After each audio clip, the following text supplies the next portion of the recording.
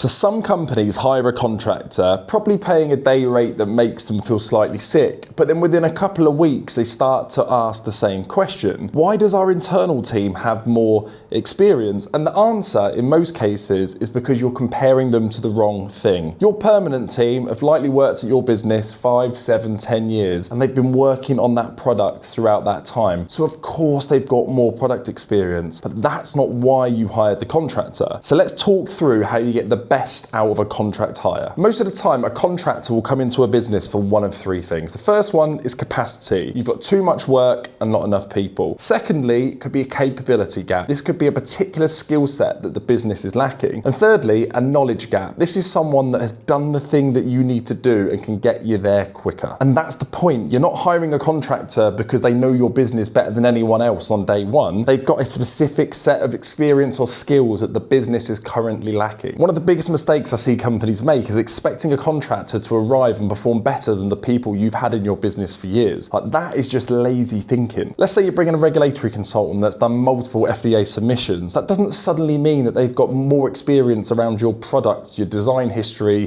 the documentation gaps, your internal politics, all that weird bit of knowledge that's sat inside someone's head internally. They bring the outside expertise, you still hold that internal knowledge. And if those two things don't come together properly, that's when things start to slow down. And here's something that happens far more often than it should. Companies will hire a contractor, but they won't make themselves available to get that person up to speed. Everyone's too busy, no one's taking the onboarding seriously, the contractor's waiting on documents, they're waiting on access, they're waiting on technical answers from someone, or they're waiting on someone to explain what's already been done. Then 3 weeks later, someone says, I'm not quite sure we're getting the value here. Well, no shit. You've dropped them into a complex environment, and then you're making it harder for them to do their job. That's not a contractor problem, that's a business problem. And this is another one. Companies look at their internal employees and think they're cheaper and they know more. Yes, because they've been around for years. You didn't hire a contractor to be cheaper or to know more about your product. You hired them to close a gap. Maybe they unlock a submission or deal with that validation backload or bring that specialist design control experience that the business is lacking, or simply dealing with the capacity issue that you've got without having to commit to a permanent hire. That's the value they bring against the problem you were initially trying to solve. Not against John, who's been working there since 2016, that knows where all the skeletons are hidden. Then the other complaint you hear is, yeah, but when a contractor leaves, they take all the knowledge with them. Sometimes, yes, but in most cases, it's because you've left the handover